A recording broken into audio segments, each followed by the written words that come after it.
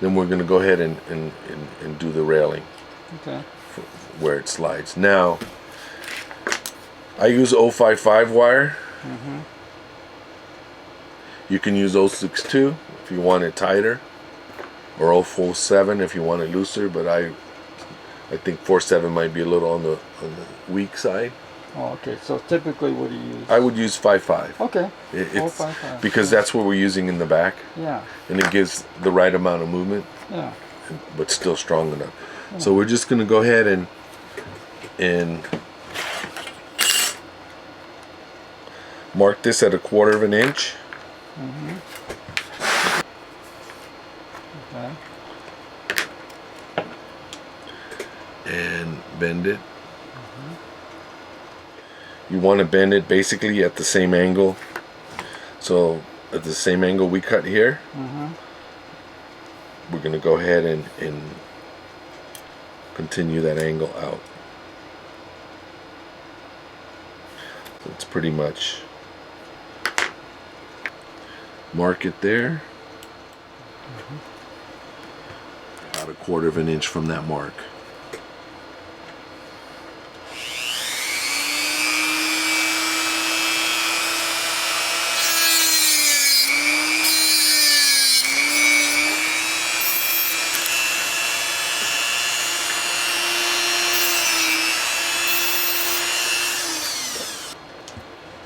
Take our 9s and bend it and compare it to the other one.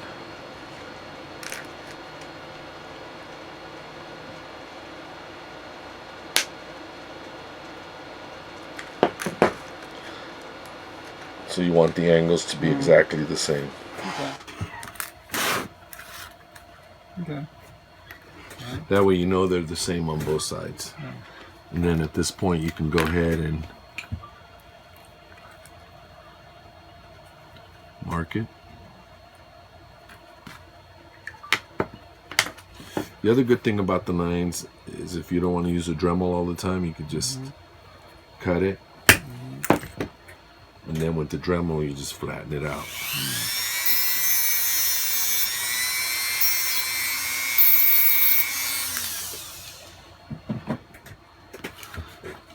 Now you have your 2 rails. Okay. Them being exactly the same lengthwise is not critical. It's not critical. But okay. but you do want it the angles the same. Okay. Because you want to follow this line. Yeah. So once you have these set up,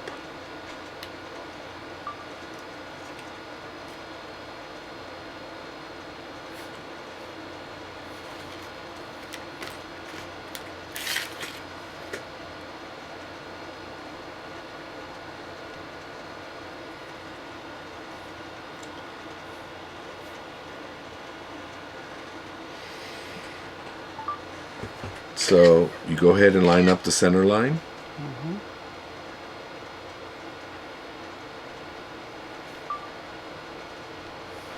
You have this gap here. Yeah. And you fit it tight up against the front here. Mm-hmm. And that'll determine your movement back and forth. Okay. If you want little to no movement, you close that gap. Okay. If you want more movement, you open it up. Okay. So once you've established that, you're gonna go ahead and hold it in place. Mm-hmm. And mark your cut.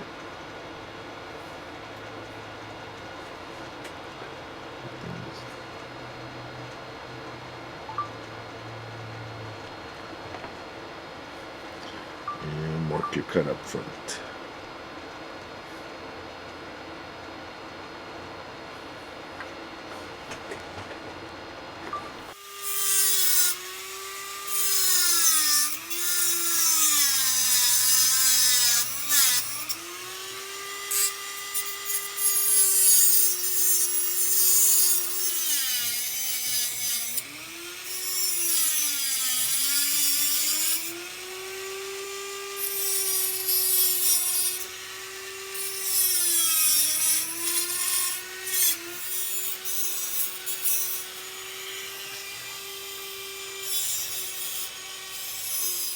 to the chassis. We've done our cutouts for the rail, and we're going to go ahead and solder it in place.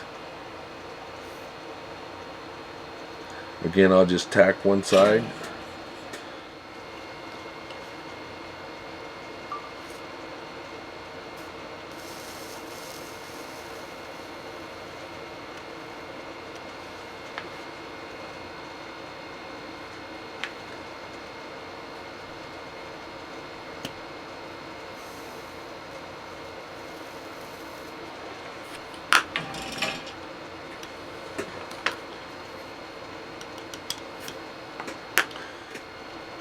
Now you'll notice when you do this that this piece was going to angle down because of the thickness of the tube. That's okay. Okay.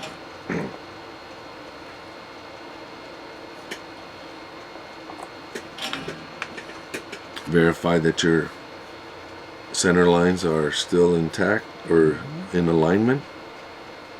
And go ahead and tack this side.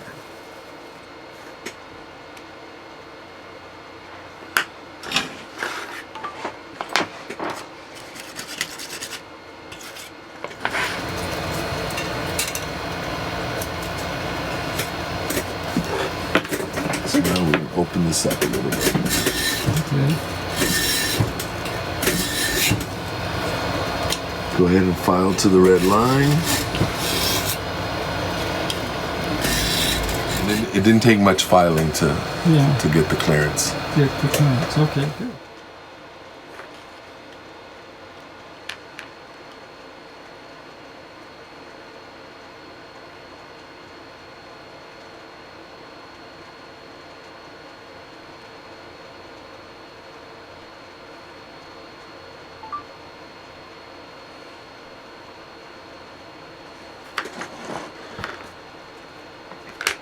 So we can go ahead and take this out and do our cuts.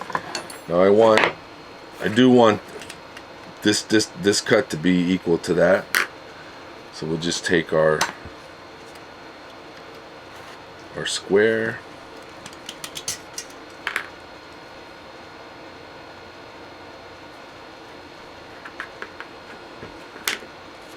Cut our openings for the other rail.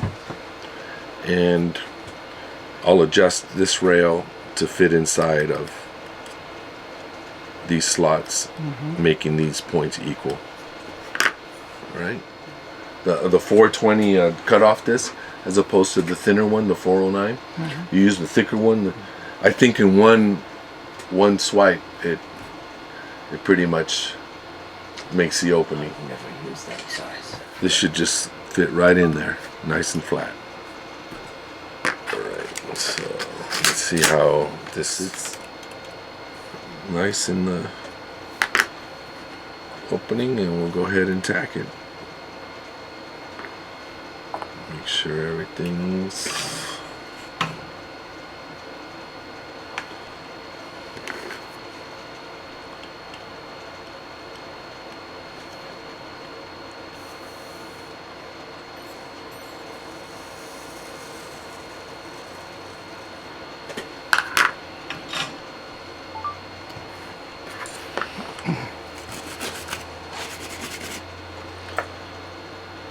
So at this point, we'll go ahead and take this off and make sure that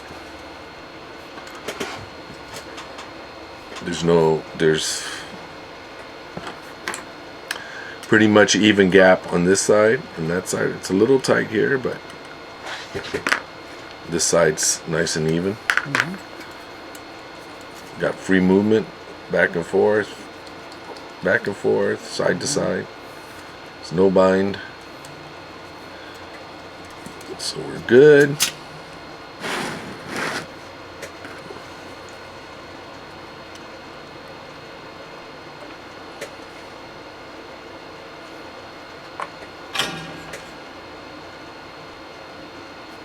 Go ahead and pull it over a little bit.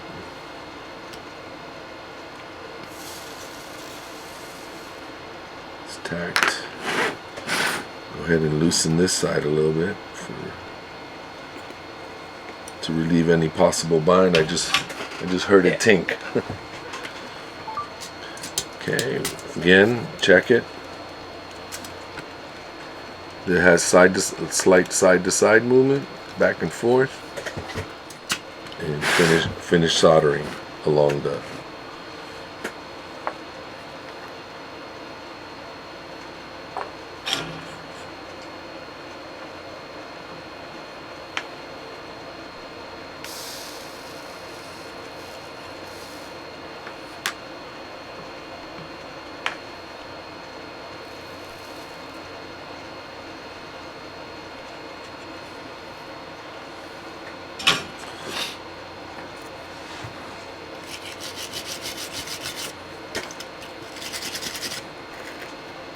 Do the same over here.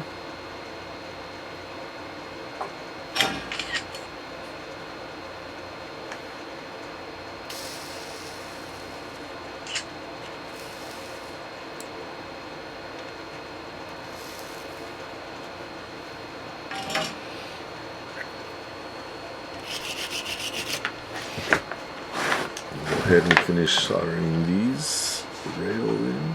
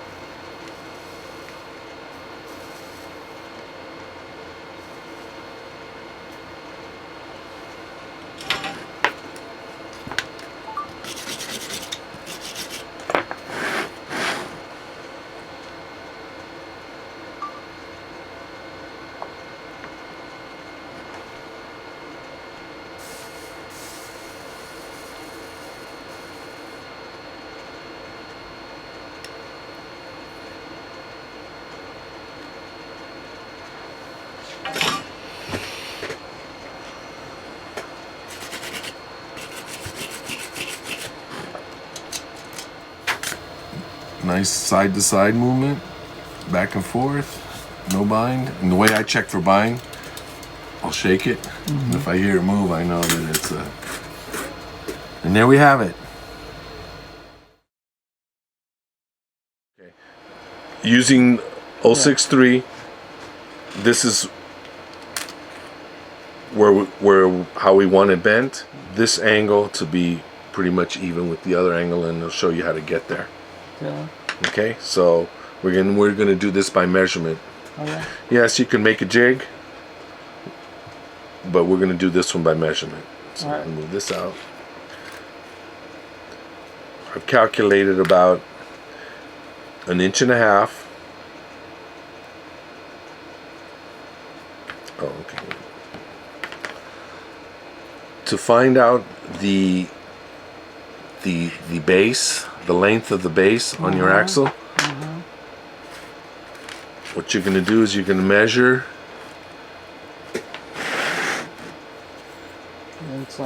the inside of your guide flag base. This is 1 3/16. Okay. You're going to subtract 1/8 of an inch from each side, Okay. which equals 1/4 of an inch,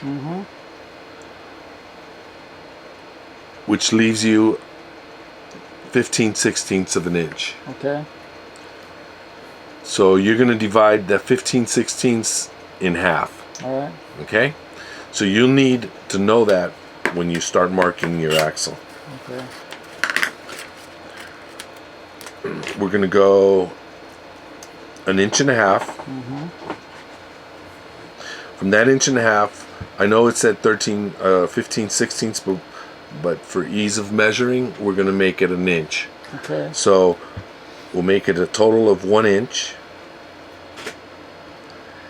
And that inch, in that measurement, we're going to split it in half. So it's going to be 1/2 inch from each mark. Okay. And then from the end, from the last mark, we're going to go another 1.5 inches. All right. Okay? Yep. Now, you're going to take the Dremel, and you can use a Dremel or you can use a file. We're going to just barely notch the center mark, which is right there. Okay. Okay. Yep. Doesn't need to be much. It's so you don't lose the center mark. Yeah. Okay. Now you're going to come and hold pliers on the inside of the base, and you're going to fold it up. You're going to come over to the other mark at the 1 inch mark and fold this one up. Yeah. And there's your bend. Okay. Now, in order to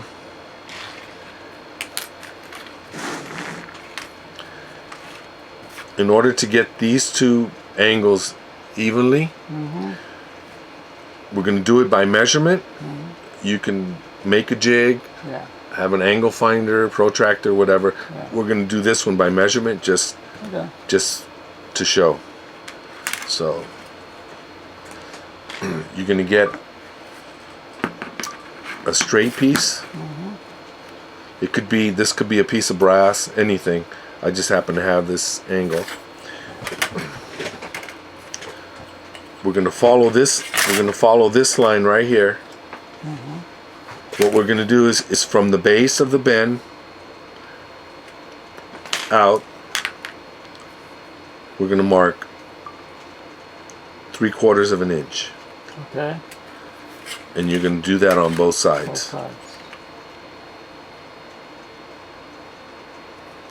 Okay, this previous piece, it's not at the finished angle, but you still can do the same thing. And I'm just doing this for show purposes.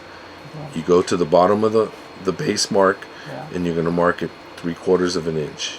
Okay. And then you'll do the same thing with this. At the mark,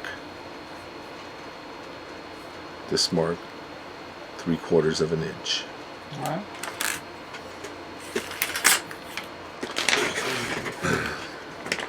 So there are your marks right there. Now, you're going to put this on the flat face of whatever you're using to, this should be obviously a 90-degree angle. You're going to push the ruler up along this plane to where it hits your 3/4 inch mark that you just put. Yeah. You should be at it about 5/8 of an inch. Okay. Okay. Once you've established that side, you're going to bend this over.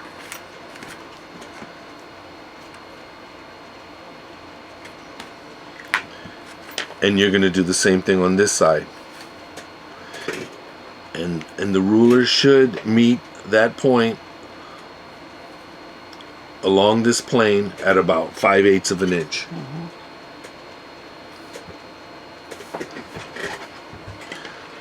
So what you'll do is, if it's off, obviously this one was off. Yeah. All you're gonna do is bend up or down to meet this criteria. Okay. So you'll start off like that. Yep. You should end up like this. Yeah. So now you know this angle. Although it doesn't have to be exact, it should be very close, because you're going to be able to adjust it later. The chassis on the jig to where your center line of your front axle meets one of the. It could be any of these. Okay, you can, but you need to have it online. Okay. At that point, you're going to.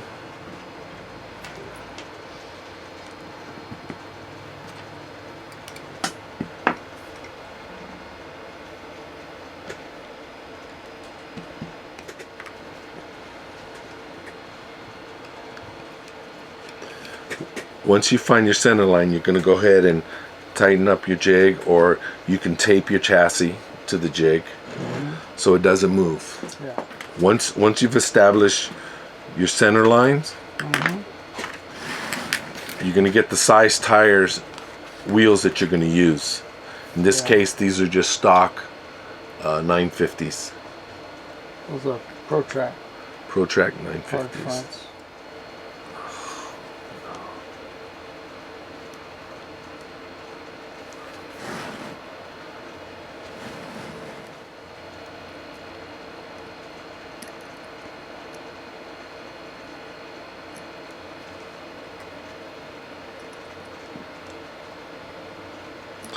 Secure them to your axle. On the jig, we secured the front wheels in line with the center line that we're looking for. Okay. Now, I'm going to turn it this way. You're going to line up the center, the notch that we put earlier. Yeah. I don't have one on this one. The notch that was put on the center line here, we're going to line it up with the center line of the chassis. Okay. The notch lines up to the center line of your chassis. You can hold it down with your thumb. Now what you're going to do is you're going to mark the bottom using your axle. You're going to mark the bottom Oh, below the axle. below the axle. Okay.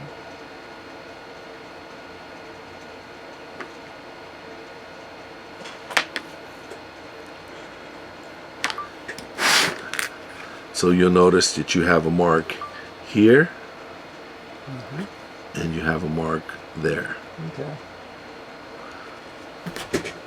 So that's why it was important that your angle be even or as Okay. close to equal as possible Yeah. because of these two marks here. Okay. If they were off, one would be lower than the other. Yeah. And okay, at this point, you're going to line up your pliers.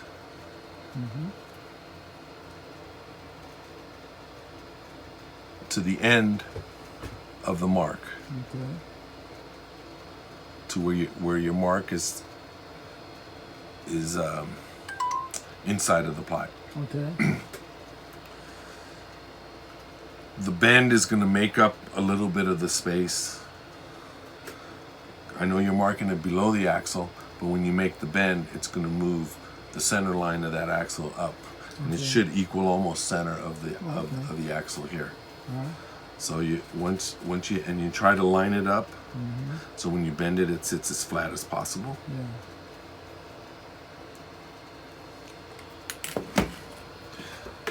Okay. This bend, this line right here, Yeah. should be parallel to the base Okay. on both of them. Yeah. Again, you're going to come over here, hide the line, and bend down.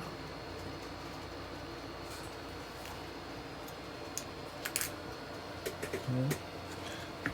Now you notice this is not flat. You want to make it as flat as possible. Okay. So, and I did that on purpose just to show you how to straighten, Okay. not stress out, and how to straighten it out Yeah. and not get too. Yeah.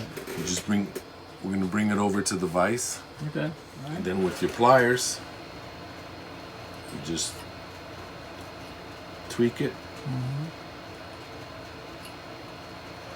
on both of them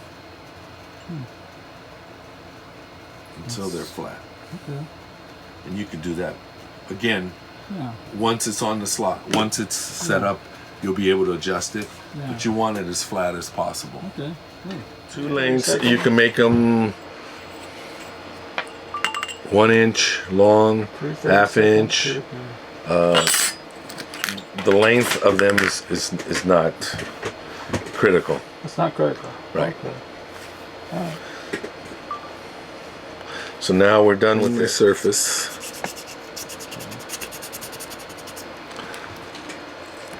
And I'm going to go ahead and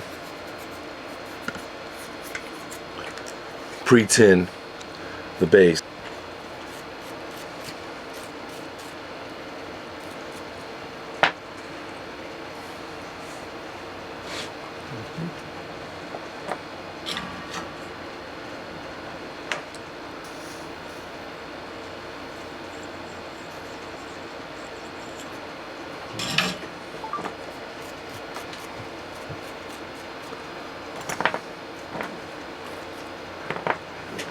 Okay, you pre-tinned the base.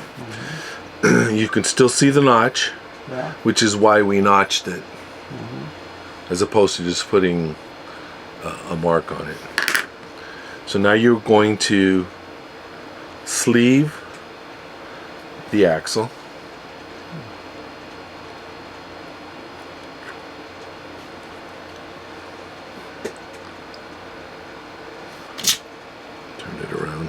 Turn it around so you can see the notch. Oh, okay.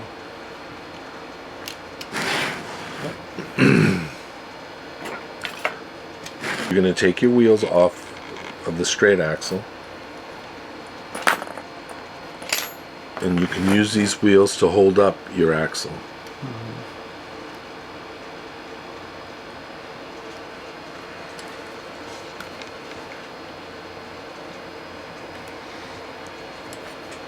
Okay?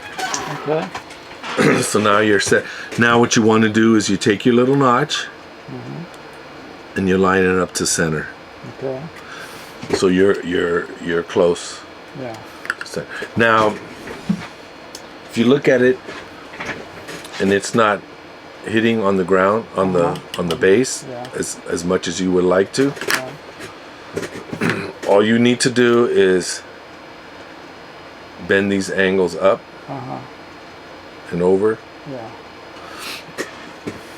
Okay.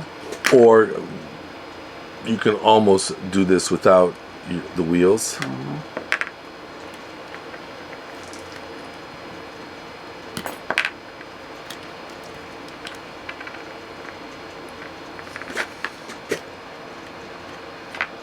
Find center.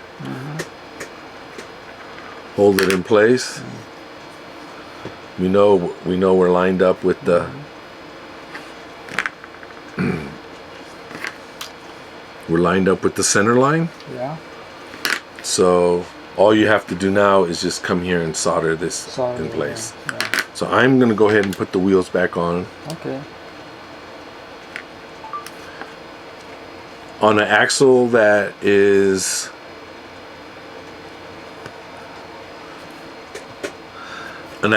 straight up and down, you don't have this problem Yeah. as bad. But when you're leaning forward, Yeah. you so line up the center, and then we'll go ahead and proceed and tack it in place on top.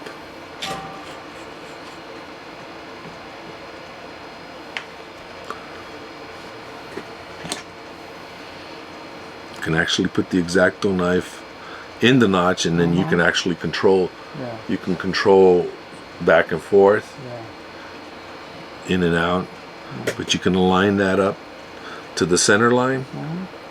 Push down on it, tack it in place.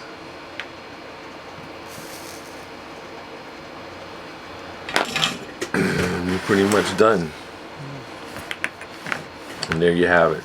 Okay. 1.5 inches works fine, as opposed to the 2 inches. So, and you pretty much have about the same amount of space on both sides. Yeah. Is brace this, make a brace for the back. Oh, okay. Okay? Okay. Want to do that? Yeah. Okay. We can go 3/8. Mark it. Your pliers to the mark and bend. Over bend so you have a nice tight 90.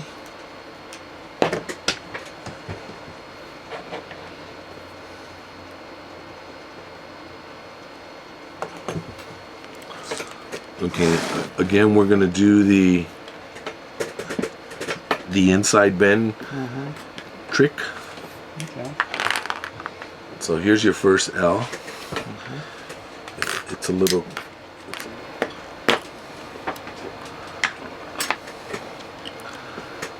it's flat up against this piece. So what we're going to do is we're going to mark where we want it to end. That's where we want the bend to finalize. So we're gonna go back. Basically, the width of the wire that you're bending. In this case, it's 062. So you guesstimate where 062 would, how wide it would be. That's all right. So our bend is going to start where your mark ends. Okay. Our bend starts where your mark ends. Okay. Okay. Now I'm going to go a little bit further in. So now you take your pliers and you're going to start your bend where your mark ends. Okay. Now make sure this is parallel as possible, and then do your bend.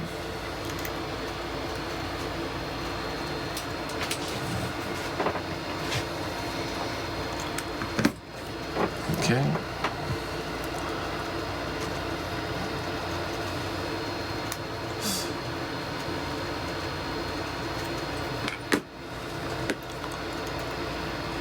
You basically want to make it as 90 as possible. Yeah. Should fit. So you come over here, you make sure it's flat.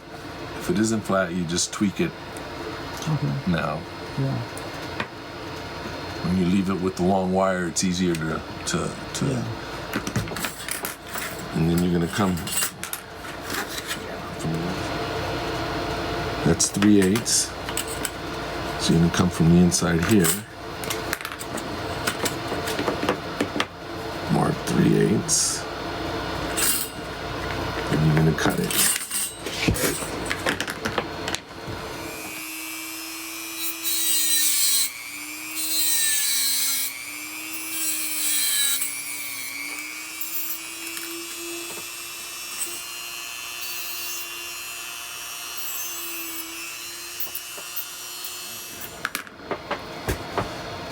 Again,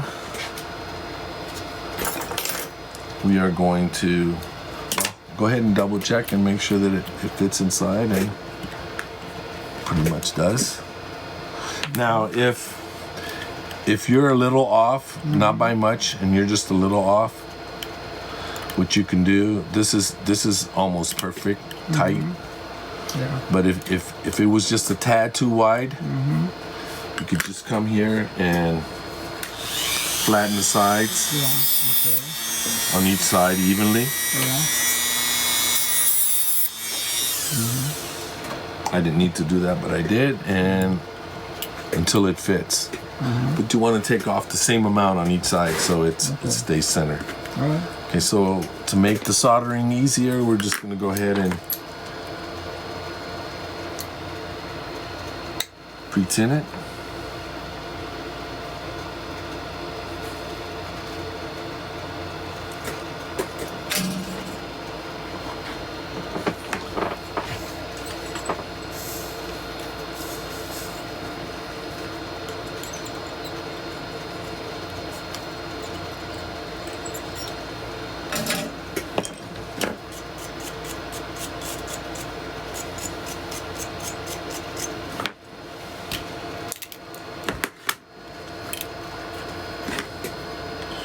Careful, because it's still hot. And that baby fit right in there.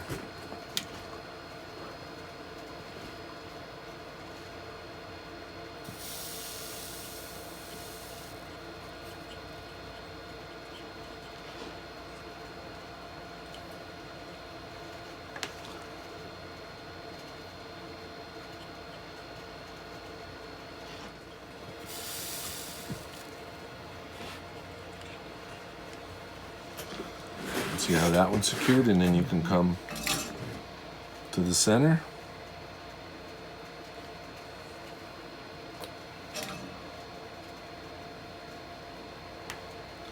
Tack the axle to the brace.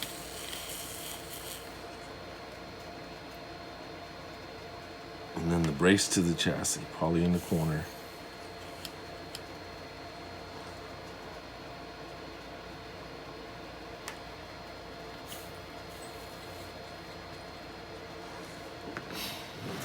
little bit more flux and run the rest of it.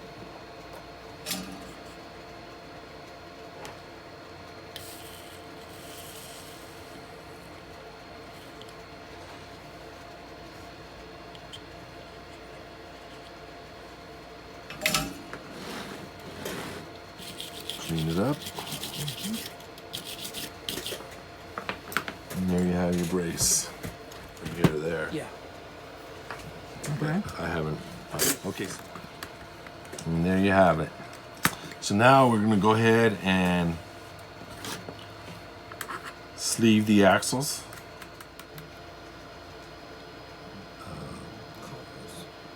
Collars? Collars. Okay. Now, I only use 2 of them for the back, 1 for each side for the back side. You can, if you so are inclined, you can use 4 of them, 1 for the back and 1 for the front of the wheel. Okay. And so you have it captive. Both sides, yeah. The issue with that is you can't take the wheel off Yeah. unless you unsolder this. So typically you only do them inside, I only do it on the inside, not on the outside. not on the outside, and we will be cutting this 3/32 tubing Okay.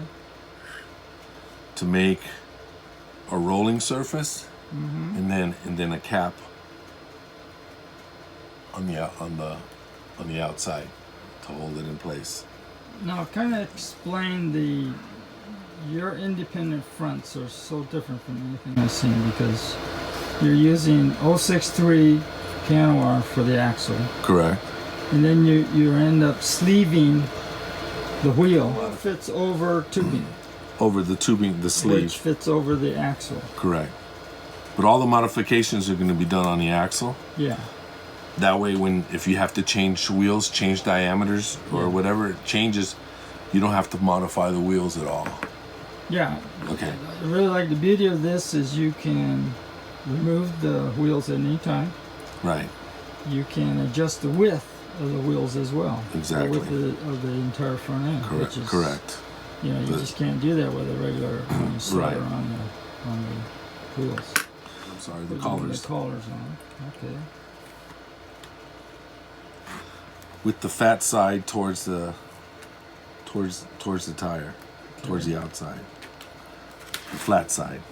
Okay. Flat side, fat side. Okay, so basically you're going to... Now, where they go soldered on is...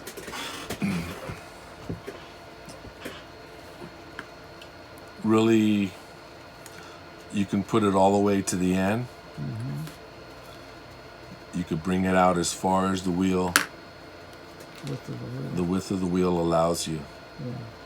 Right. Okay, so if your wheel is there, Yeah. if you want it,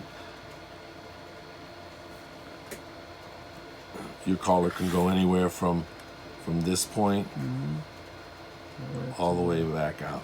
Okay. Good to know. The further out you put it, the more adjustability you have Yeah. going in and out on the tire, Yeah. on the wheel, which is good. But the issue is if you have it further out and you need to adjust these angles in any way, having it further out You can do makes it easier to bend. that. Yeah. Okay. So you would put your wheel here and pretty much compromise. Maybe go halfway between the bend and the back of the wheel. Set the collar.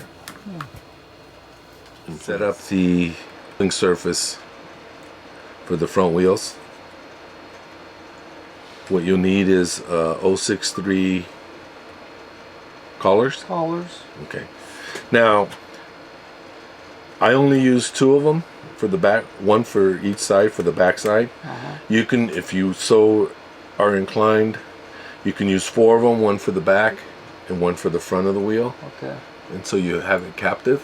Both sides, yeah. The issue with that is you can't take the wheel off Yeah. unless you unsolder this. So typically you only do them on the inside, I only do it on the inside. not on the outside. not on the outside, and we will be cutting this 3/32 tubing Okay. to make a rolling surface, and then a cap on the outside to hold it in place. Now, kind of explain your independent fronts are so different from anything I've seen because you're using 063 piano wire for the axle. Correct. It fits over tubing, Over the tubing, the which sleeve. fits over the axle. Correct. But all the modifications are going to be done on the axle. Yeah.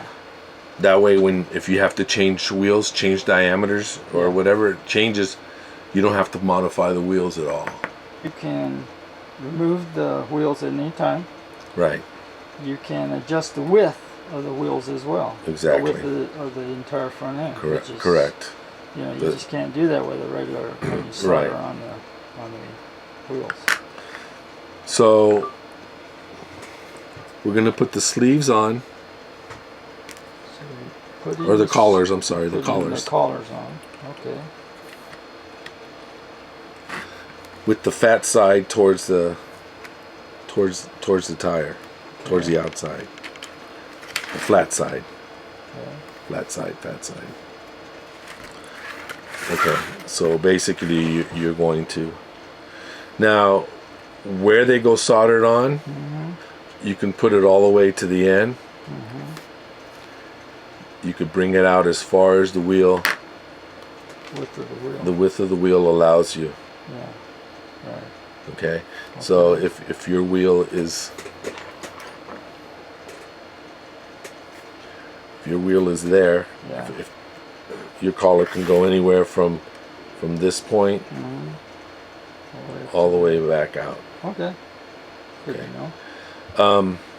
The further out you put it, the more adjustability you have Yeah. going in and out on the tire, Yeah. on the wheel, which is good. But the issue is if you have it further out and you need to adjust these angles in any way, having it further out You can do that. makes it easier to bend. Yeah. Okay. So you would put your wheel here and pretty much compromise. Maybe go halfway between the bend and the back of the wheel. Set the collar in place.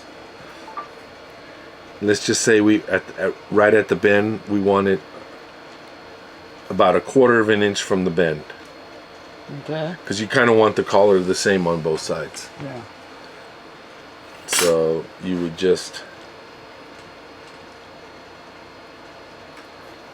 take that and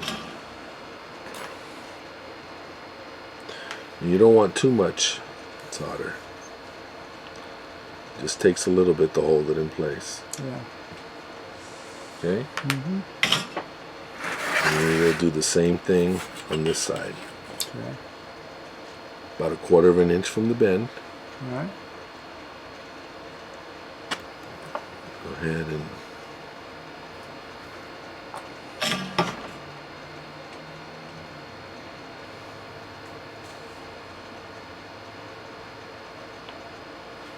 Okay. you don't need much. Not need much. Clean it up.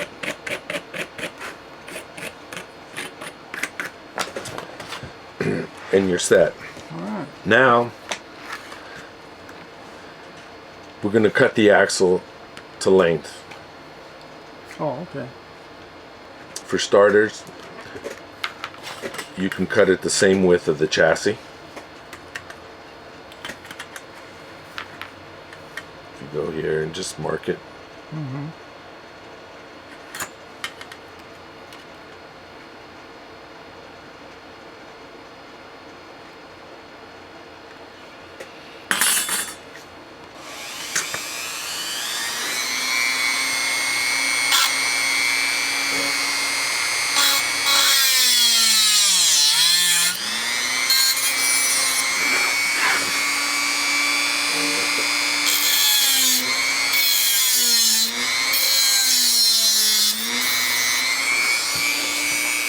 You have basically 1/2 inch. In this case, it's 1/2 inch Okay. on both sides, Both sides. which is pretty close. Okay. You have a 1/2 inch. You are going to cut 2 pieces of tubing, about 7/16.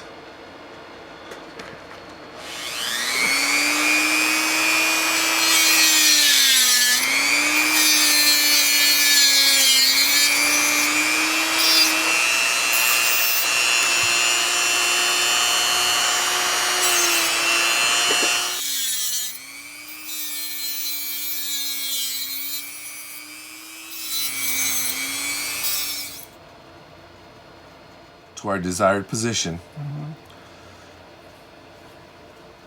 Took our measurements for our sleeves and our caps. Now you can come back. You can do it one of 2 ways. You come back and heat the collars and push them back Yeah. from your previous position. Right. Push them back. Yeah. And what that's going to do is facilitate putting the end pieces on without freezing the sleeve. Yeah. Okay. Okay. So now, once we push the collars back, we put the sleeves on.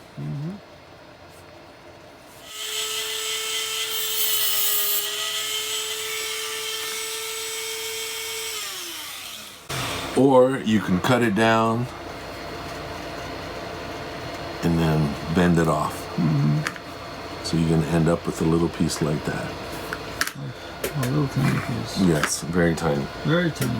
And what you want to do is you want to make sure that the part that goes towards the axle is flat.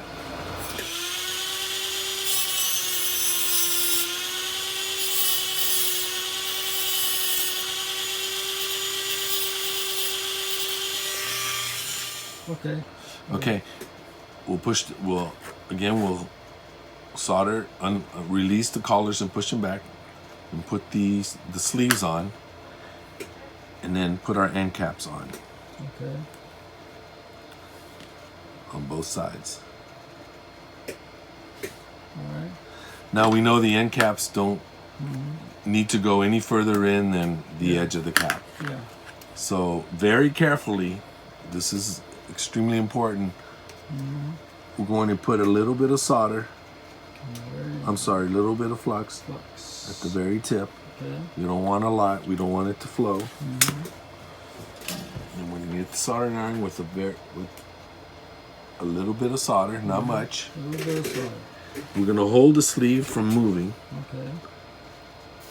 and just touch it. Okay. And that's all you need to do is touch it and see that it's soldered in place. Yeah. And we're going to do the same thing with the other one. All right. A little bit of flux, not much.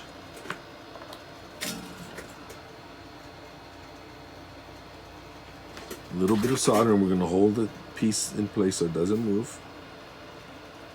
Okay. And that's it. Okay. Okay, so now push the sleeve over Sleeve over. to meet up with the end cap. And now we're going to go ahead and move the collars back Okay. in. Now you want to leave a little play between Oh. the collar Yeah. and the sleeve, so you can put, in this case, put the X-Acto blade here. Because that sleeve is going to rotate. Correct. So And then that's go why ahead we and- don't want and it heat- binding in any way. Heat the collar and bring it to Okay. the X-Acto Okay. blade. All right. And that's about it. And check for movement and you're good. Okay. You should have a little bit of play back and forth. Okay. If you don't have enough, Yeah. all you got to do is heat it up and move it back Okay. and forth. And then we are going to repeat the same process on the other side. No need to put flux or nothing because you run the risk of Yeah. You don't want to. of flowing. So you'll heat this up and move the collar over, Okay. That's it. and that's it. Check for movement. We got movement. There we go. All the way around. End cap. Make sure it's smooth, Yeah. and you can actually file the front. Now the reason you're doing that is so that the wheel will fit There's over. no right. The There's wheel's going to slip in there. slip over Slip the end over cap. the end cap.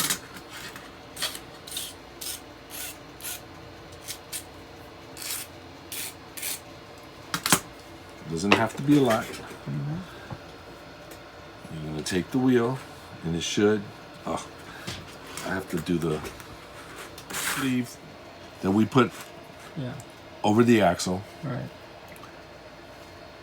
This situation has to fit over. The wheel has to fit over the tubing. Yeah. Okay. Force it out. All right. You want it to a little resistance, Yeah. but not much. But not So much. you can take a 3/32 drill bit. Mm-hmm. If you don't have a reamer, which I don't have a reamer. You don't have a reamer? I don't have a reamer. I don't have a reamer. Okay, so when the axle's in place, just make sure your set screw's not there, and just. And I would run it by hand, Yeah. as opposed to on the Dremel or a drill, Yeah. because you don't want to make it too big. Yeah. And basically, Make sure it's. Yeah. Okay. So now it should. fit so over the theoretically, tubing. it should fit over, which it does. Yeah. It's stopping here, but Yeah. I can show it to you here. Yeah. Okay. So it fits So, over the tubing. so it fits over the and you do both wheels. Yeah. Chassis is already done with that. This is a front completed chassis with the front end style. What you're gonna do is put the wheel over the sleeve and tighten it down with the set screw, but not very tight. Just enough to where you get a little bit of resistance as to where the wheel's not gonna come out. end. Yeah. And once you're done, they'll pretty much It'll just spin spin freely. freely. And as you see, you can adjust the width of the tires Also, on the axle. on the axle, you can loosen the set screw.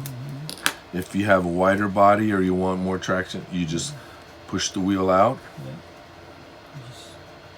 Just a put the little set bit. screw just enough to, Hold it onto the. and there you have it. So you can move it in and out. If you And want to remove the wheel completely, you if can. you want to remove it Anytime. completely, you just pull it out, and you can change wheels, sizes, diameters, whatever it is you want to do, and then you can adjust the axle accordingly. You want to retumble the chassis. You remove all the tires and the motor and everything. There you put in go. a tumbler and tumble it again, and you got a clean chassis again without having to worry about the front tires. Okay, so describe it again. Okay, we're gonna go ahead. You put a little slot inside this. So You put a little slot inside on the sleeve itself. Yeah. You do that before you put it on, Okay. and that leaves you a little opening. Yeah. And when you put your tire on, you line up the set screw with the opening, so you know where the opening is, Yeah. and that allows you to Oil it. oil it directly inside, as opposed to here where there's no slot. No slot. It's yeah. it's not it It's not going. it doesn't go in as Yeah. easily. It'll still go in, but not. Okay. And once you put it on, it Spins freely. Yeah. Okay, very good. Still spinning.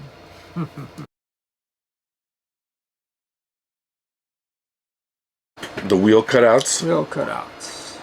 We'll go ahead and do the back Okay. first. Take the motor, the pod out. And here we have the center line of the rear axle. Your initial wheel cutout is going to be, it's 1.25 inches. Okay. So we're going to go half Uh-huh. is 5/8. All right. So we're going to mark 5/8 here to 1.25 inches there. Okay. Now this is going to go in 9/16. I'm gonna go in 9/16. Let me see. At this point here, and 9/16. This point here. Draw a line. Okay. From your axle center line out both ways, it's going to be a total of 3/4 of an inch. Okay. So that's 3/8, and then 3/8. It's 3/4 of an inch. Okay. Now you're going to join these lines. All right.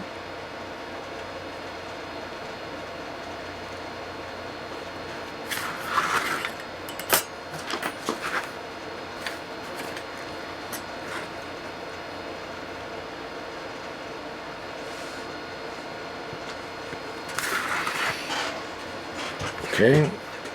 We're going to do the same thing on the other side. Okay.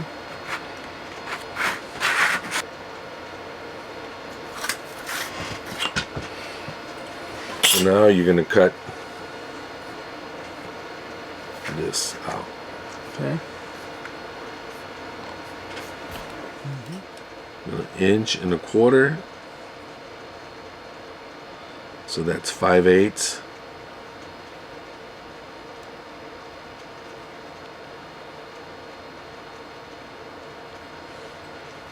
Okay. I'm going to do the same thing. 1.25 inches.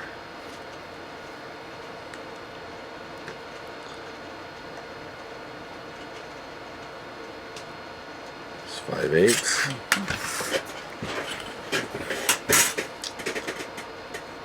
Go in again 9/16. Okay.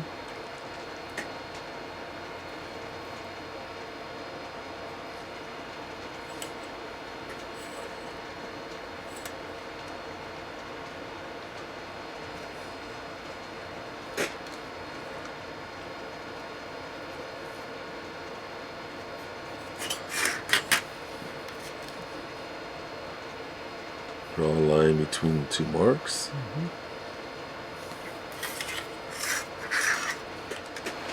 Okay, at this point, I screwed up. You don't really need to go 9/16 because your wheels aren't going to be as big as the back. So normally, what do you do? So Is it the same? since I have, Half. depending on what size wheels you're going to go, you can go anywhere between 1/4 to 3/8. Okay. So we'll go ahead and mark these at 3/8 Okay. instead of 9/16. Okay. Yeah. So 3/8. 3/8. Join these two lines.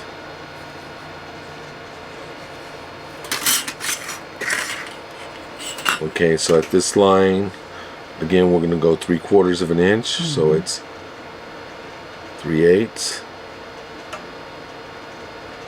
3/8. Yeah. And what we'll do is we will join those two.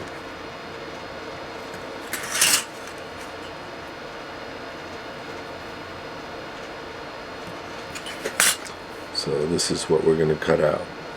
Yeah. Yeah. Okay? Yep. We'll go here, same. We're going to go in 3/8, join the two lines. Two dots, I should say, with the line. So we're going to cut out.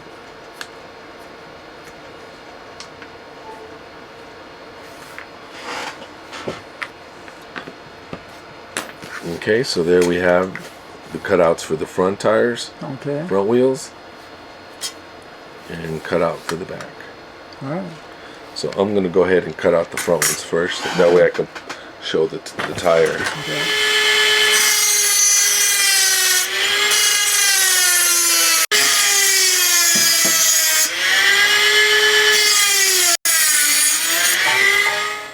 In, out, out, Adjust in. it, take it off completely, or whatever you want to do.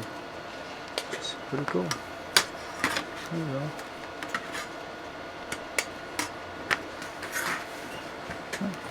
Ready for the tumbler again. So put the slip the wheel over the sleeving. Tighten it And just a little. tighten it just enough to where it won't come out. Right. And it spins even though he hasn't oiled it yet. It spins pretty good. Spins pretty good. Yeah. I'll loosen it and push it in a little further Okay. to where the axle.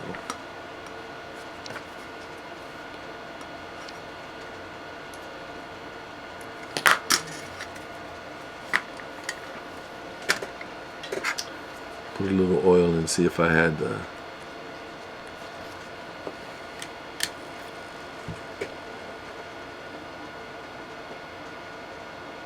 Spins better than when you just put the wheel over piano wire.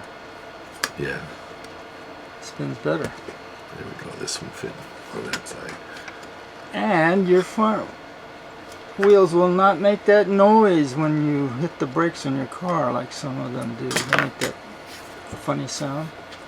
It's because of the different metals touching each other. Whereas brass seems to not have that problem. Brass has is a lot. Aluminum with piano wire seems to have a funny reaction. It galls sometimes. and it binds a lot more than this. Yeah, right.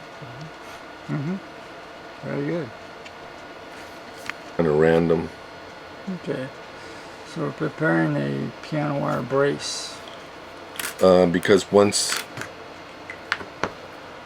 we cut out the motor opening and when we cut out the wheel opening, this point from here to here is extremely vulnerable to bending. Very weak point, and even from here to here. Yeah. So we're going to go ahead and add a 063, 062 brace on both sides. Okay. Now we're gonna put the brace on before we do the cutout, the wheel cutout. So we minimize the warpage of this section when we apply the heat. Okay. Normally you would only have what, 1/4 of an inch to 3/6, of meat there. Yeah. With doing it this way, it should keep this a little bit, minimize the warpage. Right. We'll go ahead and clean the wire because we want to pre-tin it before we put it on. Okay, I like putting it down the middle and then over across to the end. Okay. Probably leaving about 1/8 of an inch from the edge. So if I go from there to basically center,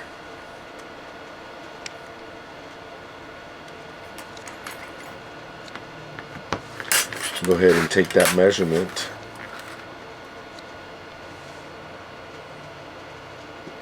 We'll go ahead and put it at 9/16.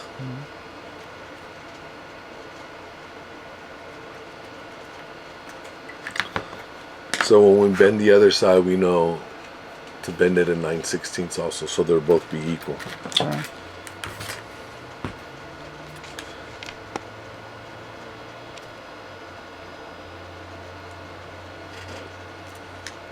Now the angle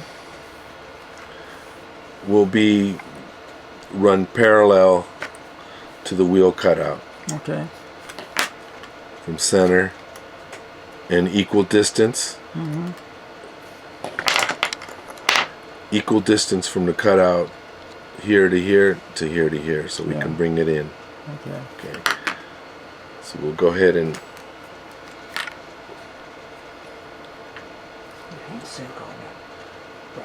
mark this over here.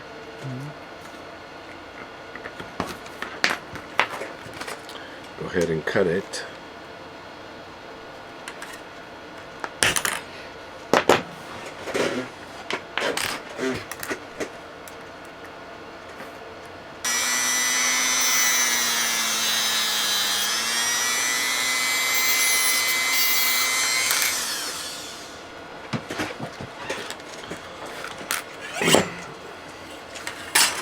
Previous measurement was 9/16.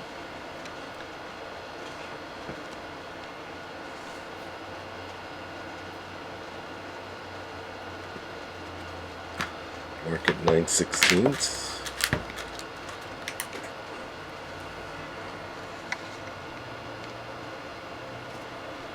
Make sure that's flat, just so it doesn't get in your way.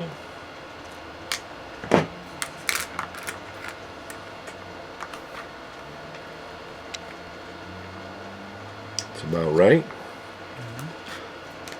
Just mark it as overhang over here. That will be cut off.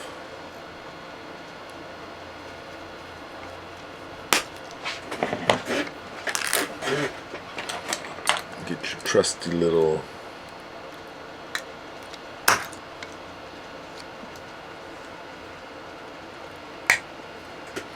Locking pliers. locking pliers so we can pre-tin it.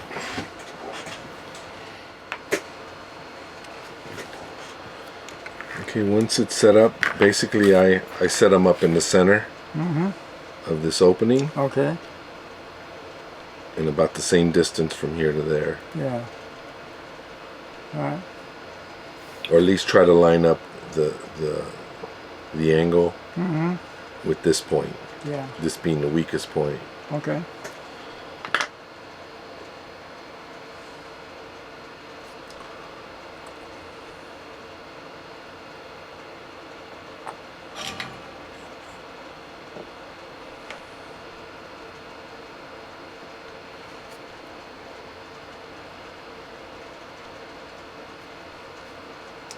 Once you got it where you want it, Tamp it down.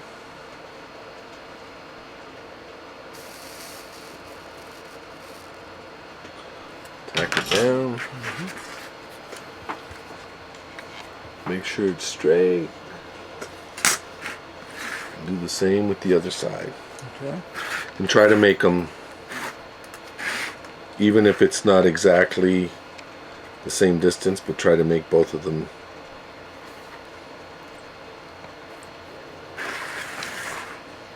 the same distance.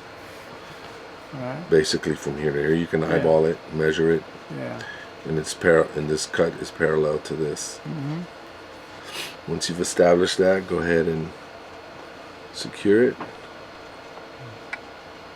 flux it,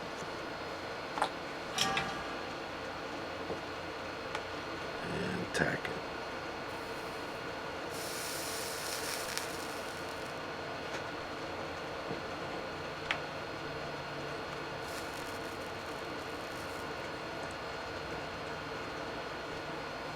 Okay. Check for flatness, make sure they're flat, they're not tilted up. Once you got it to this point, we'll go ahead and solder it at the other end. Okay.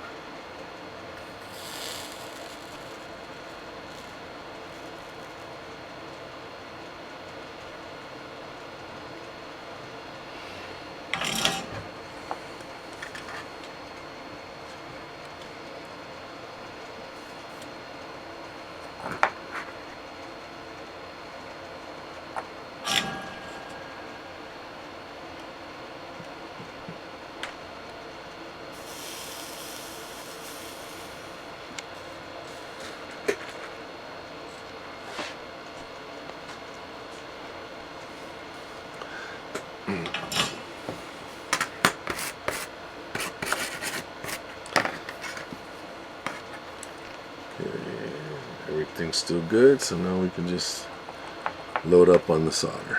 Okay.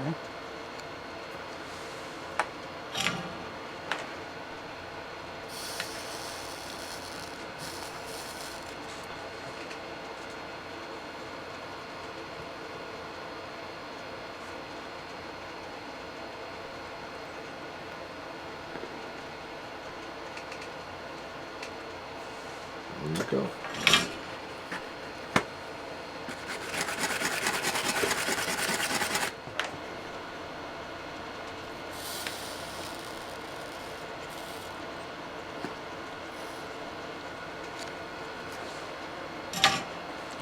Get some more flux to the end.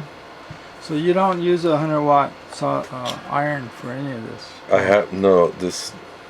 You don't need to, huh? I haven't. Yeah. With the 032 brass, Yeah, you don't need to. it's very solder friendly. If this was 062, then you would have to bring out Big Bertha. Mm-hmm.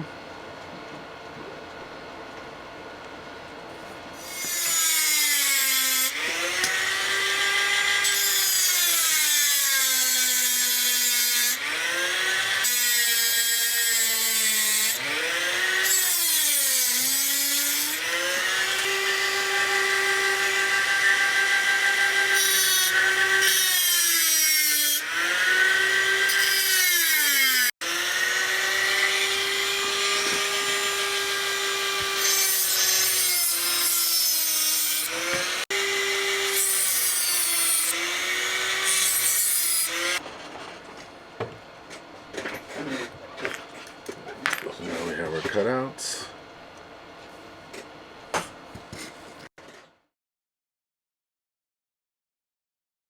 Need to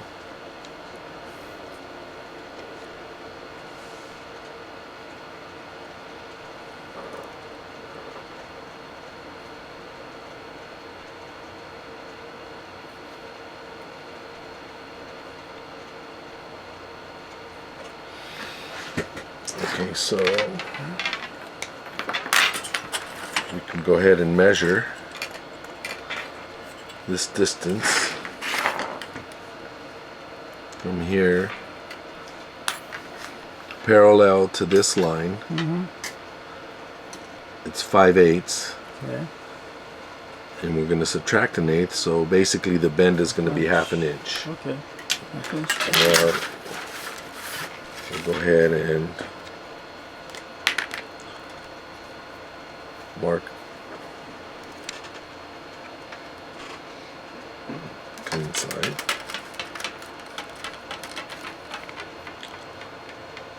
Go ahead and mark half an inch.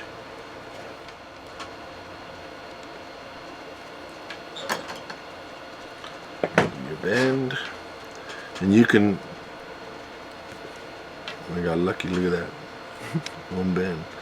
So you can kind of measure your bend there, and so now you know it's.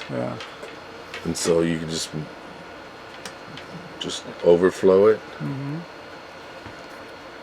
Cut. And that's one of them. Okay.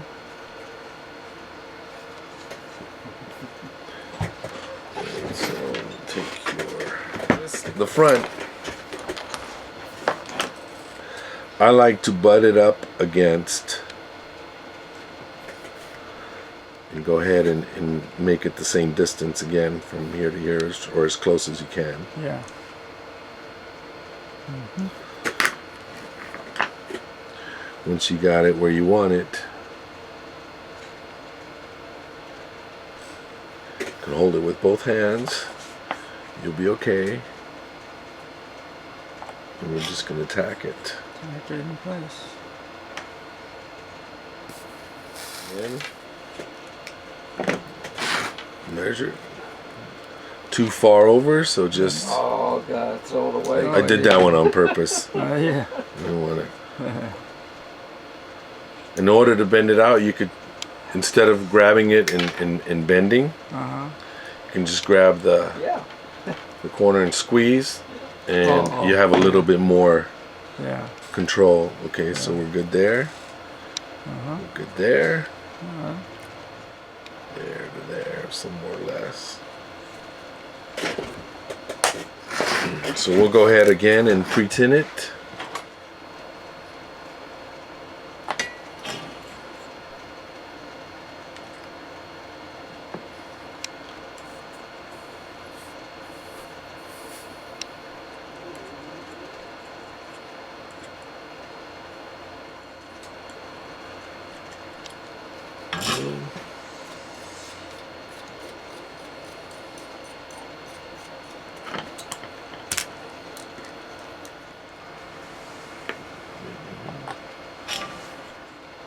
Here you have it tacked in place. You can go ahead and check for straightness and make sure it is where you want it. Once you're satisfied with that, go this way.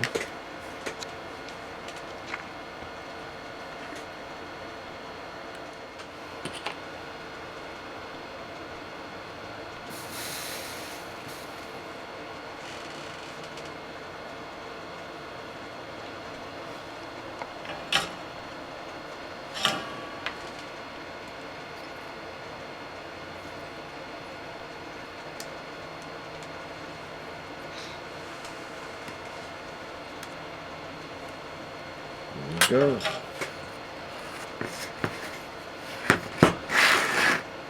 Go ahead and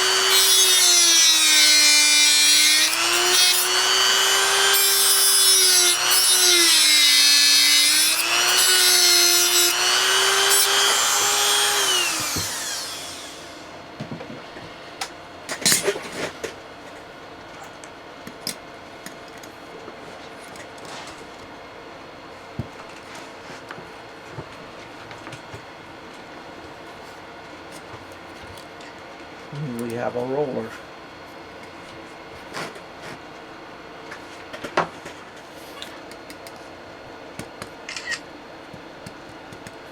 not bad.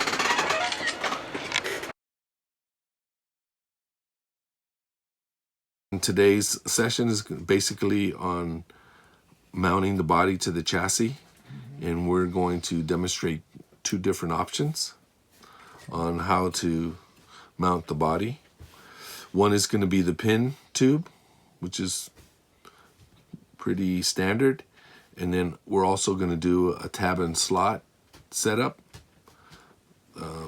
just to show, and we're going to do it on the different systems on the same chassis for the sake of the video, but you can choose either one. Order of business is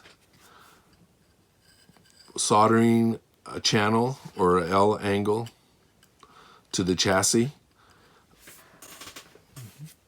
There's several different types of brass, square tube and rectangular tube, that could be used for this. The body basically is going to dictate what you can use. This one here is a rectangular piece. Okay, these are the options you have for the body mount. We have a 1/4 inch L bracket, we have square tubing, and we have rectangular tubing. For today's build, we're going to be using 8262, which is a 3/32 by 3/16 rectangular tubing. For today's build, we are going to use the rectangular tubing, and it will be cut to size. This distance varies depending on the chassis that you're using. And in this case, we cut it from one end to the other. Then we soldered it to the pan, leaving a lip between the end of the chassis and the rectangular tubing of no less than a 32nd and up to a 1/16 of an inch. And that's so the body can rest on the chassis. And you do that on both sides. Once you've soldered the rectangular tubing to the chassis, you're gonna need your body. At this point, you're gonna have your body, and you're gonna drill holes and these holes are arbitrary. You can put them close, wide, or if the holes are somewhere to put holes naturally, you're there already. But you're going to drill 2 holes, a 1/16 of an inch each. Once you've drilled the holes, you're going to place the body onto the chassis, and you're going to center the wheels. You're going to center the body and the wheels.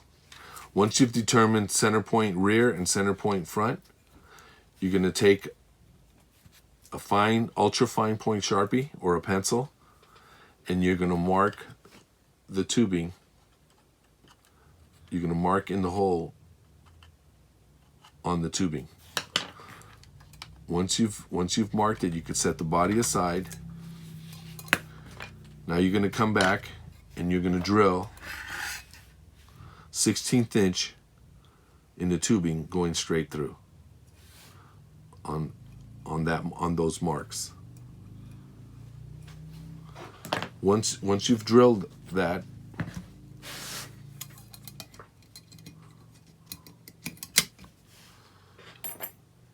once you've drilled the holes, take your pin tubing, put it in the hole,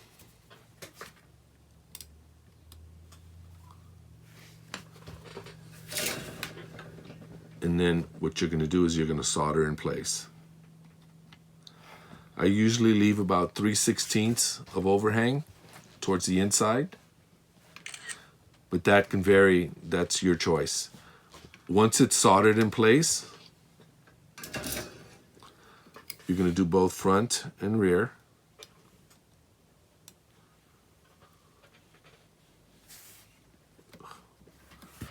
And once you've soldered it in place, you're going to go ahead and cut it.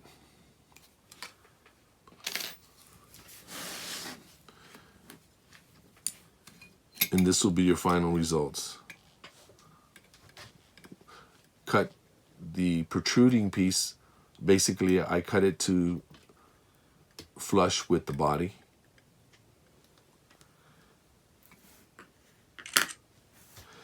And then you test fit it, and you line up the protrusion with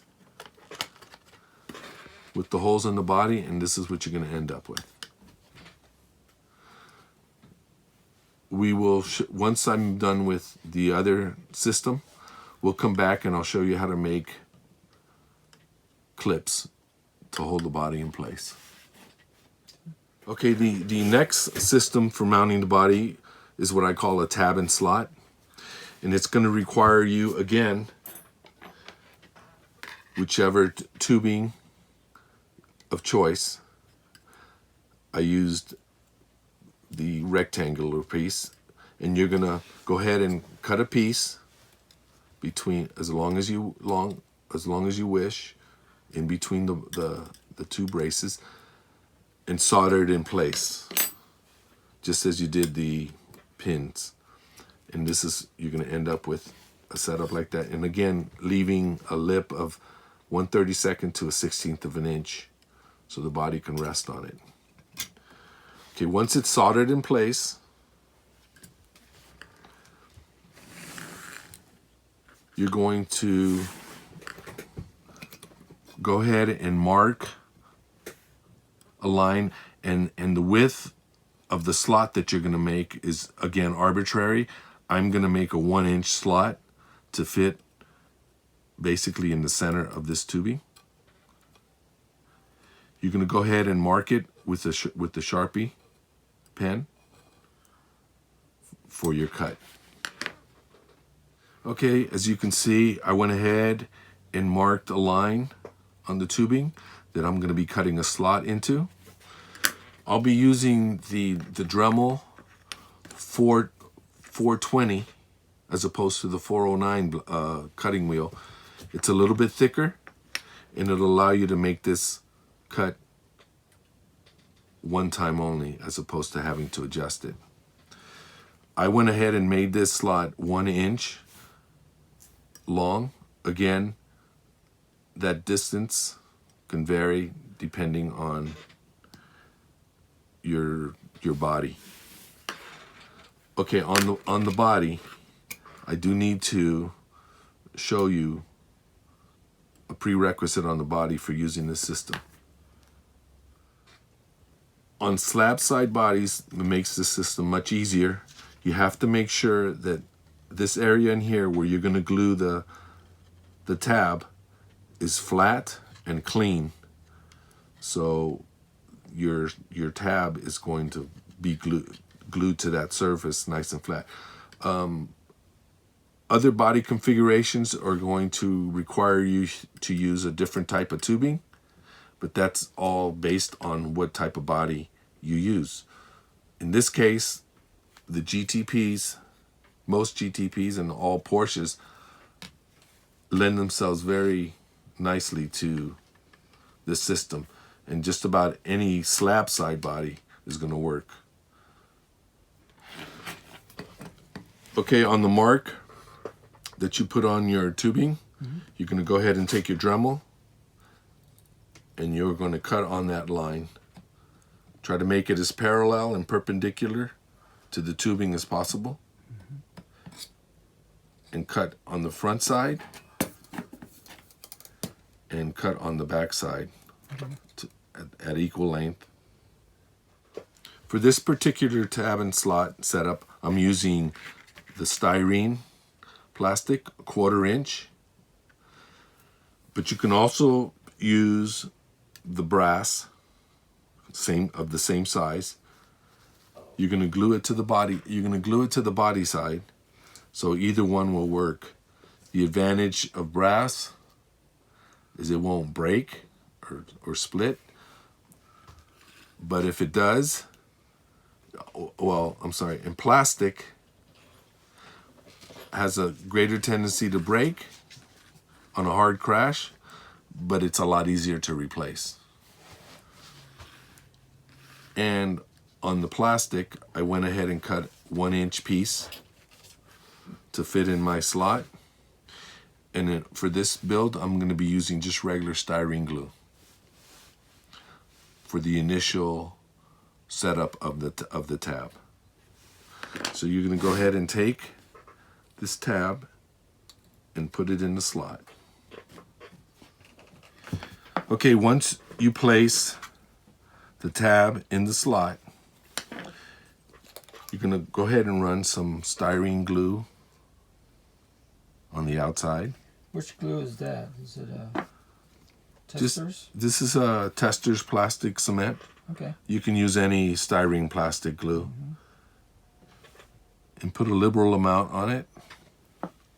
Now you said that glue, it doesn't dry immediately, so you have It doesn't dry immediately, so you have time to adjust the I also would suggest you having the front and rear tire set up on it, so you can center the body. Yeah. Because with this glue, it will give you time to yeah. Go ahead and put a little bit on the body. Oh, shoot. Okay. So you'll go ahead and place the body up against it.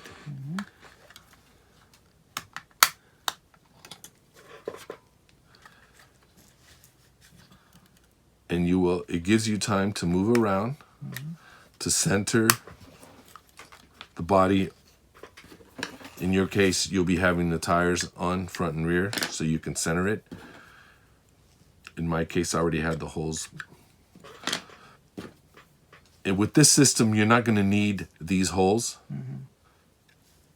So you will not have these holes to guide you.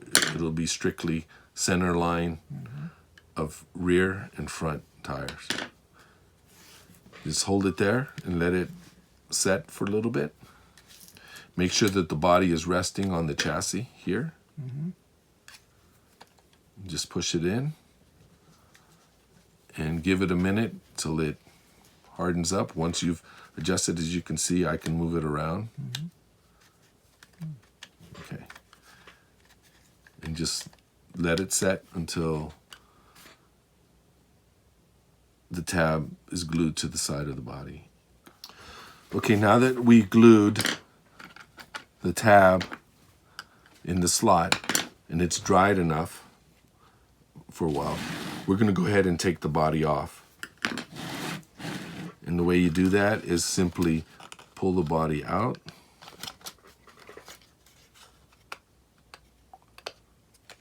And over the tab.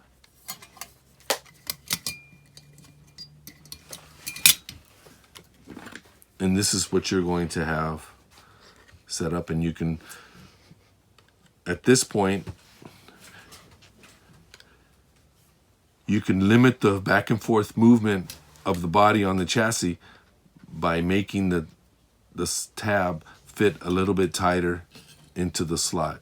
So in that case, you would have to adjust your tab or adjust the size of the slot you made to make it tighter, to limit the back and forth movement. At this point, we're pretty much set. We're pretty much done with that. All you need to do is come back and reinforce this glue joint, this tab, with E6000 glue or shoe glue. Run it along the sides, and you should be good. Okay, as aforementioned, the E6000 glue, available just about at any hardware store, hobby store.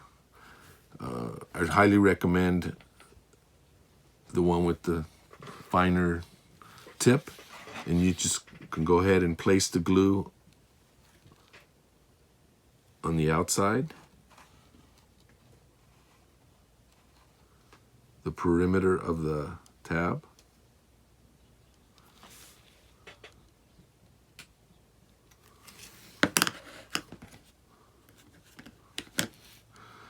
And with your finger or a screwdriver or any other tool that you wish to use, go ahead and spread it around. And it's pretty much locked in place. Okay, with our final procedure on the pin tube side, we're going to go ahead and make a body clip. And we'll show you the procedure. And this is what the body clip will end up looking like, if I get lucky. Okay, now I'm going to show the procedure for making a body clip as previously shown. We're going to go ahead and use 0.032 wire. And the first bend is pretty much arbitrary, long as it goes through all the way through the tube. So I'll go ahead and bend that.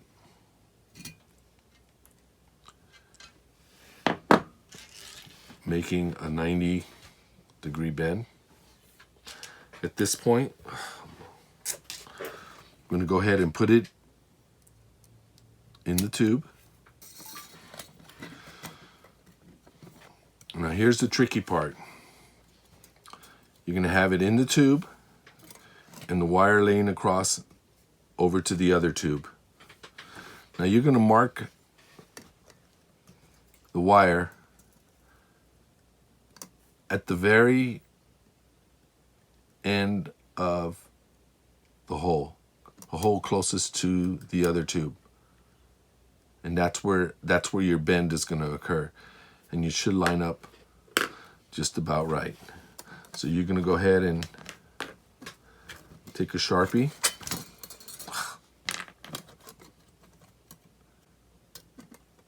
and go ahead and mark your wire right at the end of the opening.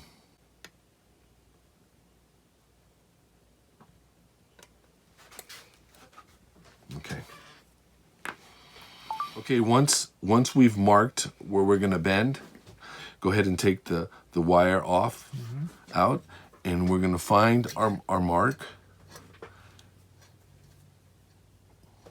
Which is right there. And we're going to place the pliers to where it hides the mark. The mark, okay. Okay, and that's your location. And we're going to make sure that our bend is parallel to the other bend. Okay. And we're just going to bend it at a 90.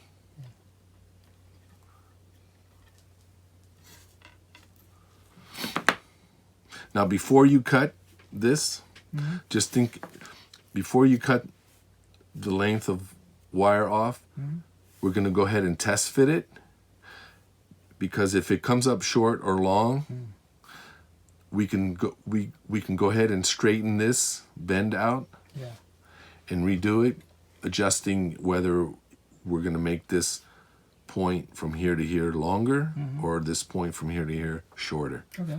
So we'll go ahead and test fit it. All right. So we went ahead and marked it and did our 90-degree bend. Now we're going to go ahead and test fit. Excuse me. We're going to go ahead and test fit before we cut.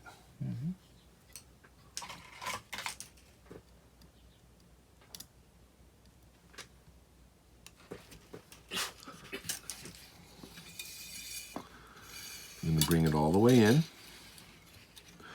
And if everything goes accordingly, these two should line up, no problem. And they do. Now, to make sure that it fits correctly, you're going to go ahead and look at the wire, this bend right in here, I'm sorry, this straight edge right here, and make sure that there's no bow in this straight edge. If there's a bow, whether it's going up or down, that means it's too tight. Okay. You'll have to come back. You'll have to take this off. Straighten this out.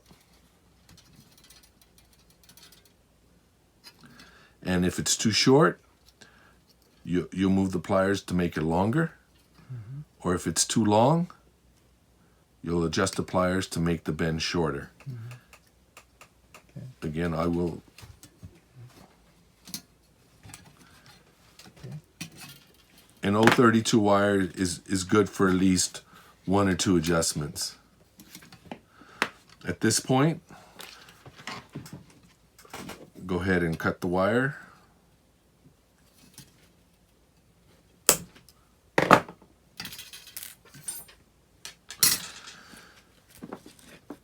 Now you've noticed, I'll go ahead and test fit since I adjusted it.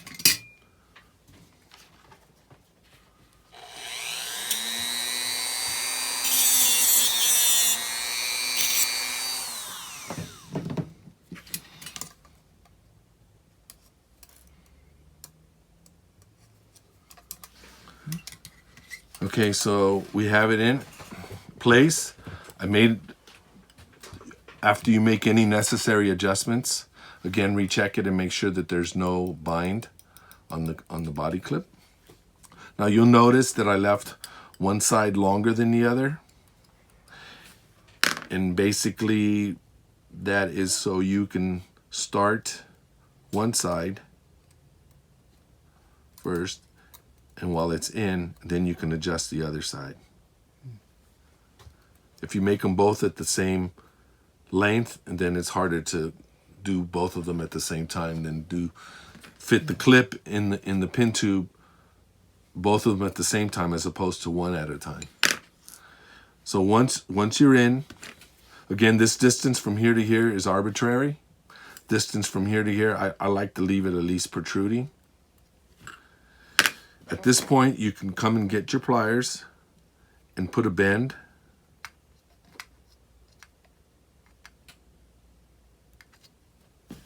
Ever so slightly on the long end. And what that does is it locks the pin in place. So you would take in order to remove it, you would take the back or the short side out first, and then the long side. And putting it back in place is opposite. Start at the long side, come around to the short side, and then push it in. And it'll only come out that far, if that, before it locks in place. So I'll go ahead and mount the body. I'll put the tab and slot side first, and then the clip second. You can put the long side on the front side or the back side. It doesn't matter. I always put it on the front side, so I always am consistent with all the cars that I have. I know which side to take out first. And once it's in place, push it in. And it's not going to come out any further than that. You can adjust that by putting the kink on the clip a little bit closer to the tubing. And we're set. Here's the clip. Issue with that is you see it. The nice thing about the tab and slot, you wouldn't see these holes, and you wouldn't see any body mounting on the outside of the body. And that pretty much concludes the two systems on mounting the body. Clip side or tab and slot. Okay, now that we've completed the tab and slot design, we're going to go ahead and proceed with locking the tab in place so the body doesn't jettison from the chassis as easy as without the locking system. And we're going to start first by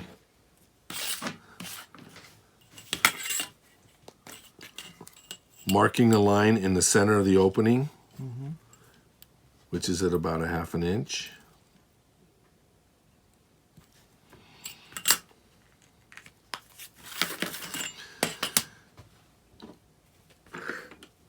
We're going to get our punch and a screwdriver. The screwdriver is to support the slot. And we're going to punch right down the center of your rectangular tubing. Okay. Find center. Punch. There we have it. And our slot didn't collapse. Yeah. Okay? All right. Yeah. So now the next procedure is we're going to proceed to drill a hole through the channel all the way through the chassis. Okay. Okay, after we marked the center line, we went ahead and drilled all the way through. All the way through. Okay. Okay?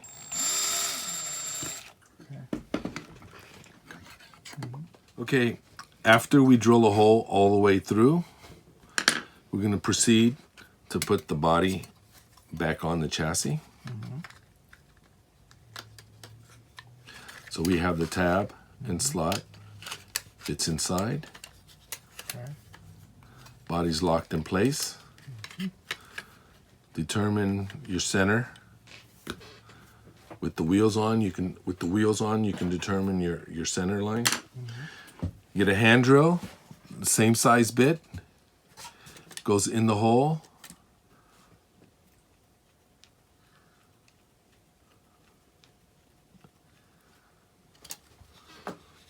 It's been marked, so go ahead and take the slot out.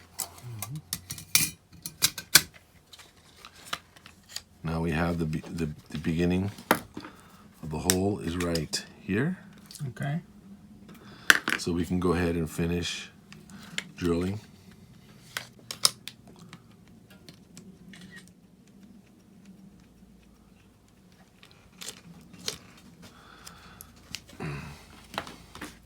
So there we have the hole. Okay. Okay? We'll come back in a minute and enlarge this hole. Okay. But now that we have this marked, we can go ahead and proceed putting the wire inside. Okay, after we marked the tab on the body, we can come back and we're going to proceed to countersink this hole opening using a 1/8 inch drill bit. since I don't have a countersink. It doesn't have to be much.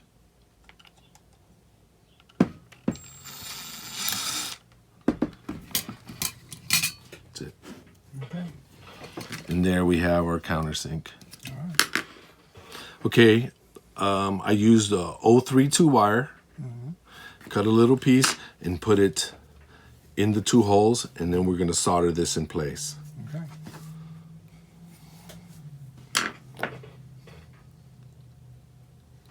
When you solder it, just make sure that it is as straight as possible. And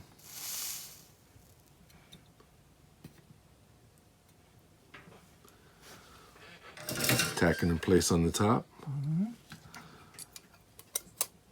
Gonna remove it. Okay. Come down on the bottom. Down on the bottom and pull it with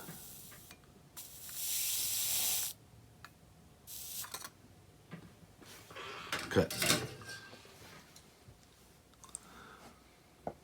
It's okay if you get a lot of solder in it because we're going to come back and clean this up anyway. Okay.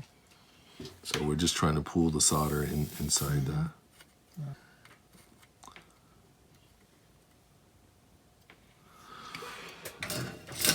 Okay, as you can see, we pulled the solder in. We'll come back and clean this up. But right now we'll come back on the other side and make sure the top is soldered well also. There we go. Okay, after we've soldered the top and the bottom, we're going to proceed to cut this down. We're going to leave probably a 30-second, a little nipple sticking up. And the reason we're going to do that is for future, if you put another body on this, it'll serve as a marker. Okay. Since we're not going to have the hole to drill, Yeah. this stub of wire sticking up is going to be able to mark on the tab where we need to drill. So we'll go ahead and cut that off. All right.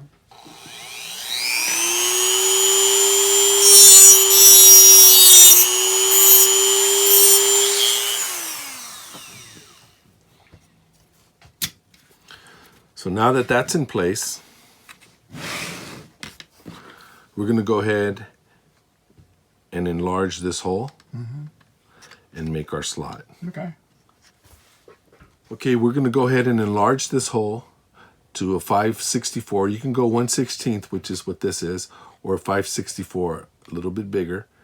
And then once that's in place, we're going to go ahead and slot this. Okay. All right.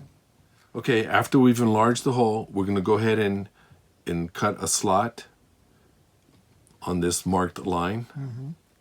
And then with the razor saw, Okay. and then after the razor saw, we're going to go ahead and use an X-Acto blade to enlarge it, Okay. to accept the 032 wire. Okay. Okay, I went ahead and made my slot with my razor saw. Okay. Now I'm going to enlarge the hole with my X-Acto blade. Okay.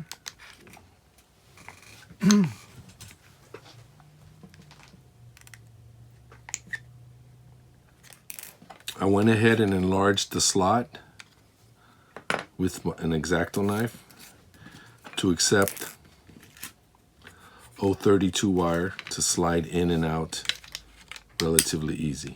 Okay. So with the 032 on the chassis, it's going to mimic this situation, and it's going to allow this much back and forth movement, Yeah. but it won't allow it to come out very easily. Yeah. So it's basically going to lock it in place. Okay.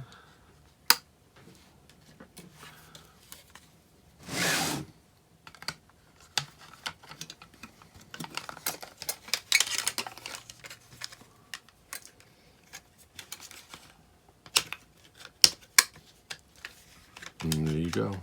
All right. It's allowed this much movement.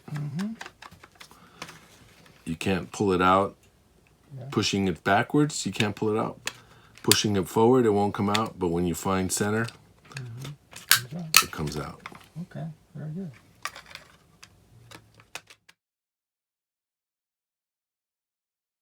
Okay, now we're going to assemble all the parts that were previously built, starting with the rear motor pod.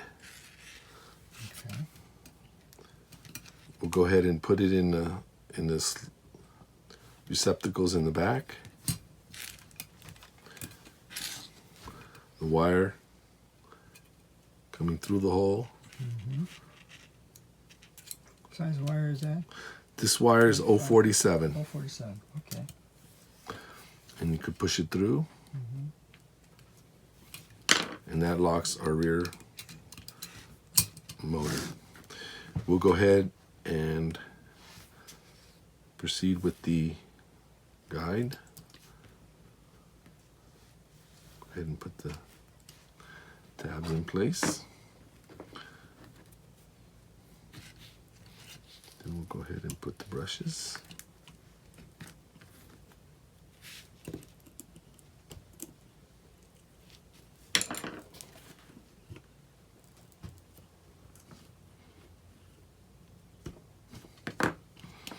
I'll leave them out for now. Then we'll go ahead and do our wires.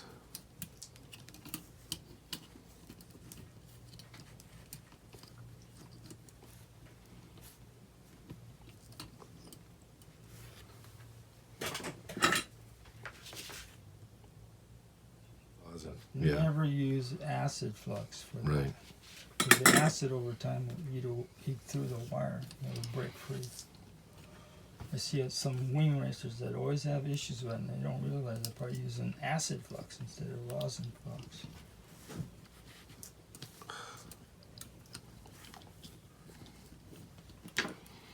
I need my tweezers.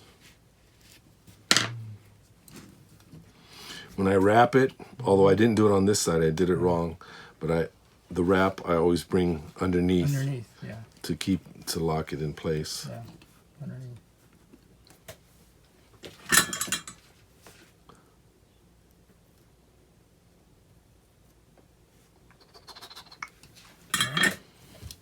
Okay, and this should flex back. Okay.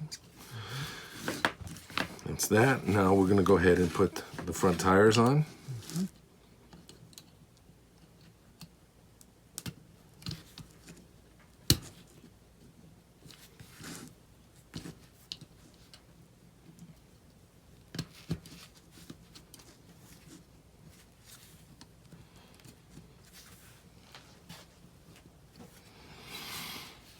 And with this system,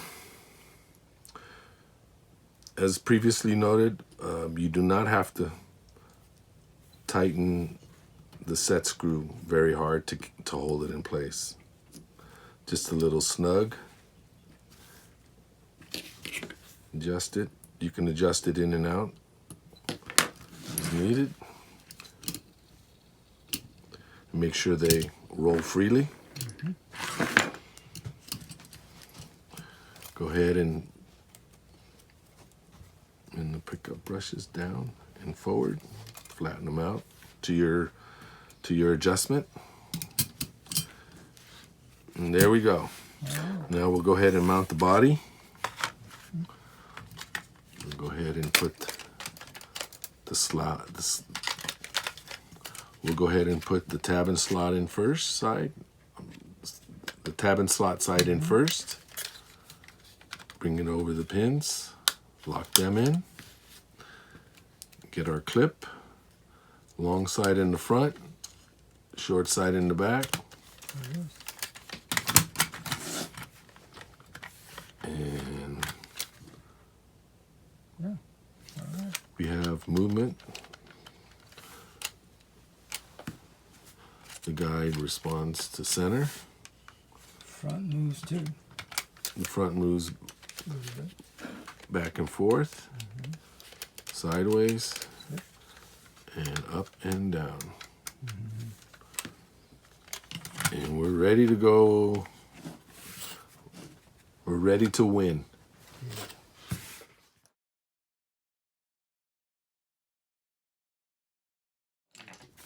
So the front axle pod and the rear motor pod, it has a movement which you call articulation. So it has slight movement of the front end and the rear end. And we've seen the car in races, and the car just handles super lightweight chassis, yet it handles as good as the heavier cars. So what do you think that articulation movement is doing as far as the handling of the car? Well, my theory is on hard bodies, there's so much weight above the chassis that I'm trying to trick the bottom part of the slot car, the chassis part, trick it into thinking there's nothing on top of it. So by this movement, front, rear, and even the body movement separate from the main pan is achieving that purpose. Also, with this movement, this side-to-side movement,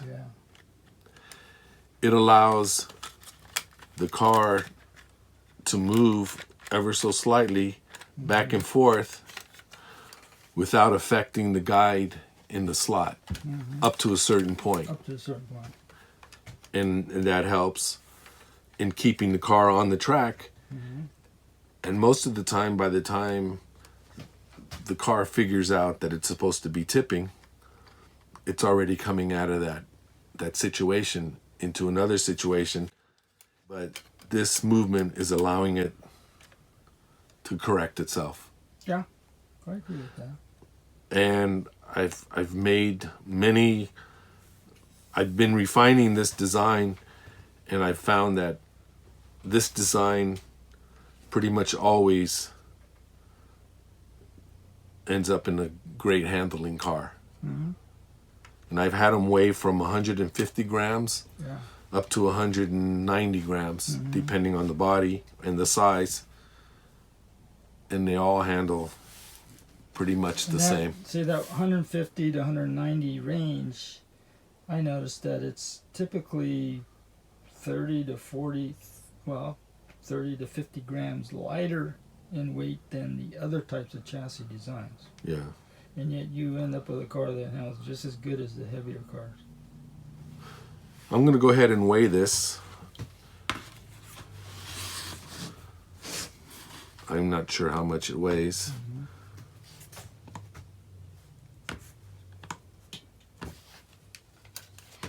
I'm guessing about 170. 175. Okay.